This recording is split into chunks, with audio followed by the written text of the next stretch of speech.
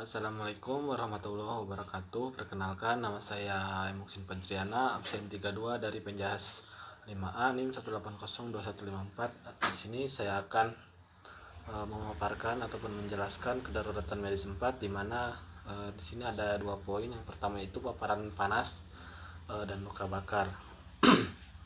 Langsung saja yang pertama yaitu paparan panas, di mana paparan panas ini memiliki dua akibat dari paparan panas tersebut. Yang pertama itu tahap 1, di mana tahap 1 ini memiliki heat exhaustion atau kelelahan panas. Yang poin yang kedua yaitu tahap 2 atau heat stroke, di mana sengatan panas ataupun sengatan cahaya matahari gitu ya. Kita bahas yang pertama dari heat exhaustion atau kelelahan panas. Terjadi akibat kondisi yang tidak fit pada saat melakukan aktivitas di lingkungan suhu yang relatif tinggi yang mengakibatkan sistem sirkulasi terganggu. Terjadi apabila respon pengaturan suhu tubuh tidak mampu menjaga keseimbangan antara heat gain dan heat loss, di mana ada gejala-gejalanya dan tandanya. Yang pertama yaitu kulit basah, berkeringat lebih ataupun lembab gitu ya. Wajah pucat dikarenakan terlalu panasnya cahaya dari matahari tersebut. Yang pertama yaitu lemah dan pusing. Poin yang keempat ada lidah dan tenggorokan kering ataupun haus gitu ya. Untuk yang kelima yaitu mual dan muntah. Suhu tubuh meningkat dari 40 meningkat sampai 40 Celcius gitu ya. Nadi cepat dan lemah. Untuk yang terakhir yaitu ada kram. Poin yang ke baik, kita lanjut ke pertolongannya untuk heat exhaustion, dimana untuk pertolongannya itu yang pertama bawa ke lokasi yang teduh ataupun ber AC gitu ya, sehingga si korban ataupun orang yang mengalami kelelahan panas tersebut tubuhnya bisa kembali normal gitu, dan dia bisa berpikir secara jernih kembali gitu. Yang poin yang kedua yaitu posisikan terlentang dan tinggikan bagian kaki. Untuk yang selanjutnya itu melonggarkan atau lepas pakaian korban agar si korban badannya itu cepat gitu sejuknya gitu. Untuk yang selanjutnya yaitu bila sadar beri minum air elektrolit. Untuk yang selanjutnya poin yang terakhir dari pertolongan tersebut yaitu selalu awasi kelelahan panas dapat dengan cepat menjadi heat stroke gitu ya. Paparan panas heat stroke ataupun sengatan panas, yang dimana heat stroke di sini itu merupakan keadaan yang mengancam nyawa, di mana korban kekurangan cairan, suhu penderita tinggi dan tidak lagi berkeringat. Terjadi apabila suhu tubuh sudah meningkat sampai ke 40 Celcius gitu ya. Tanda dan gejalanya yang dimana untuk yang pertama itu ada kehilangan kesadaran. Untuk yang poin yang kedua yaitu kulit kering dan merah, tidak berkeringat, suhu tubuh panas, mual, respon menurun, nadi cepat dan kuat. Untuk yang poin yang terakhir yaitu lemah otot ya. Heat stroke merupakan keadaan yang lebih parah dari heat exhaustion yang dijelaskan dari awal yang tadi itu.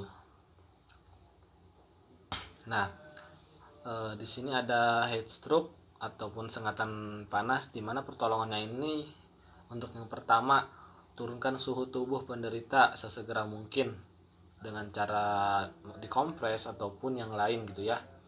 Untuk yang selanjutnya yaitu bila sadar beri minum elektrolit, sama seperti yang exhaustion yang pertama itu. Yang poin yang ketiga yaitu selalu awasi tanda-tanda vitalnya, dan yang terakhir bila perlu rujuk ke rumah sakit agar tidak salah dalam penanganannya.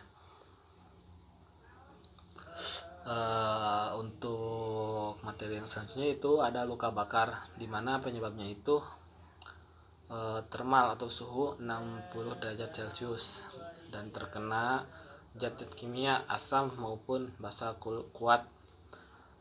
Untuk yang poin yang selanjutnya yaitu sengatan aliran listrik dan radiasi gitu ya.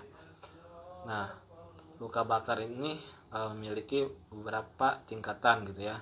Untuk yang pertama itu meliputi lapisan kulit paling atas ataupun ari, kemerahan, nyeri dan kadang bengkak. Meliputi kulit jangat, timbul gelumbung, bengkak, kulit kemerahan, putih, lembab dan rusak gitu ya. Untuk yang terakhir itu meliputi jaringan bawah kulit tampak kering, putih ataupun gosong dan hitam gitu ya. Dimana epidemis luka bakar derajat 1 dan luka bakar derajat 2, luka bakar derajat 3. Nah, itu adalah urutan-urutan dari tingkat luka bakar tersebut. Nah, di mana derajat luka ini memiliki beberapa ciri. Yang pertama itu derajat 1, rusak hanya pada epidermis atau bagian terluar kulit gitu ya. Kulit tampak kering, kemerahan, tidak bergelembung, nyeri ringan, dapat sembuh dalam 5 atau 10 menit. Misalkan terkena sinar matahari atau benda yang tidak terlalu panas gitu. Untuk tingkatan yang kedua yaitu ada derajat 2, di mana rusak pada epidermis dan dermis, bagian terluar dari bagian tengah. Seperti kulit bergelembung, kemerahan dan terasa sakit, sembuh dalam 10 sampai 14 hari gitu, biasanya sampai 1 bulan. Nah, untuk yang terparah mungkin adalah derajat 3, di mana rusak pada bagian epidermis, dermis dan hipodermis, bagian terluar hingga bagian terdalam gitu ya. Tampak jaringan putih, pucat atau gosong dan tidak sakit. Luka bakar derajat pertama itu hanya merah saja gitu ya. Untuk yang kedua mulai ada gelembung-gelembungnya gitu, untuk tingkatan yang kedua. Nah, untuk yang ketiga itu biasanya sampai ada nanahnya gitu, seperti luka yang bakar tapi kering dan di dalamnya itu ada nanahnya gitu. Nah, itu adalah derajat yang ketiga gitu, itu sampai ke bagian dalam gitu. Nah, di sini juga ada menghitung luas bakar dengan rumus 9. Kepala 9%, badan bagian depan. Nah, mungkin nanti kalian bisa cari sendiri kalau untuk yang ini gitu ya, rule of 9 nanti pasti gitu ada di YouTube juga atau yang lainnya gitu. Nah, dimana penanganan luka bakar di sini untuk yang pertama yaitu hentikan proses luka bakar, lepaskan pakaian dan perhiasan. Balut basah, longgar, tertutup, siram dengan air bersih selama perjalanan ke rumah sakit. Kenapa kita harus melepaskan pakaian dan perhiasan? Karena kalau tidak dilepaskan, bagian yang terkena luka ataupun terkena luka bakar tersebut akan menempel pada perhiasan tersebut, sehingga akan susah gitu ya ketika kita melepaskannya. Untuk yang selanjutnya itu basahi si kulit yang terkena luka bakar dan longgarkan, kemudian tutup agar luka bakar tersebut tidak menyebar gitu ataupun membengkak. Nah, di sini juga ada luka bakar kimia, di mana segera siram dengan air, kurang lebihnya itu 20 menit agar si bagian tubuh yang terkena luka bakar kimia ini tidak merembet ke yang lainnya gitu ya. Jangan menyiram bahan kimia yang bereaksi dengan air, karena itu akan berdampak buruk gitu ya. Luka bakar kimia dan tindakan pertolongannya. Nah, di sini ada zat kimia HCl, H2SO4, HNO3 atau kimi. Basuh dengan air sabun, kemudian tutup dengan MJ ataupun OH2 atau Mg tersilikat. Nah, di sini ada zat kimia asam oksalat di mana basuh dengan Na atau HCO3 lalu dengan suntikan caglukonat di daerah yang terkena zat kimia tersebut atau luka bakar kimia. Asam hidrofluorat hiamin 2% dalam alkohol atau es terbakar untuk meredam nyeri gitu ya. Mungkin untuk yang penanganannya mulai dari asam kormat basuh dengan Na-hifosfat atau hiposulfit encer atau dengan air, lalu NaT sulfat. Untuk fenol atau kresolol basuh entanol 10%, kemudian tutup dengan minyak zaitun atau olive oil gitu ya. Untuk zat kimia basa atau KOH, NaOH dan sebagainya basuh dengan larutan cuka, bisa juga dengan air jeruk nipis gitu ya. Dan untuk garam dikromat, zat kimia garam dikromat basuh dengan Na hiposulfit gitu ya. Garam alkil merkuri, cara penanganannya itu lakukan debridemen pada bula, keluarkan cairan lalu oles balsem gitu ya. Fosfor putih dengan KM nomor 4 1/5000 gitu, lalu tutup dengan minyak.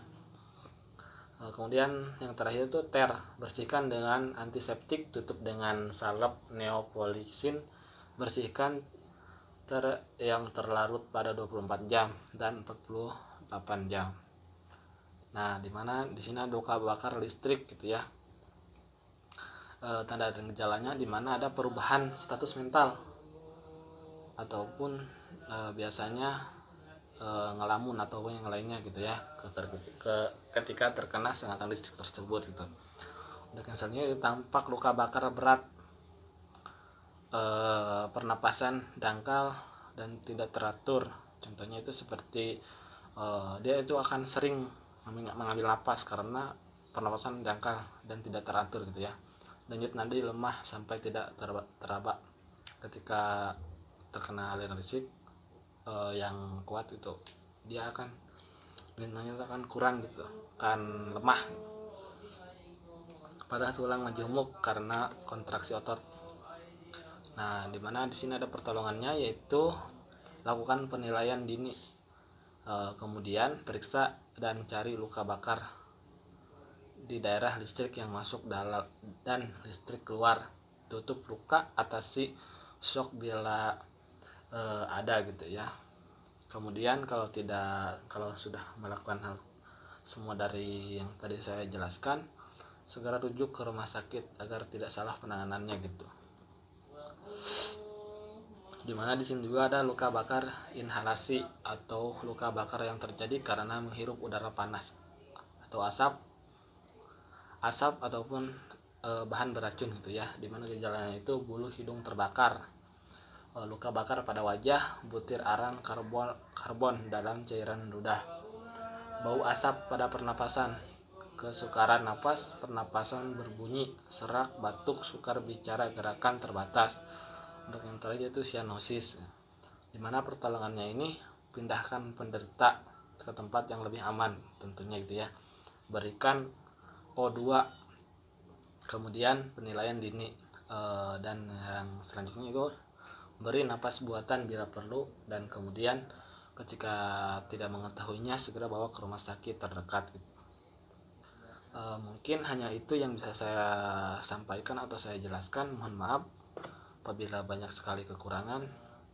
Wabillahi taufiq wal hidayah. Wassalamualaikum warahmatullahi wabarakatuh.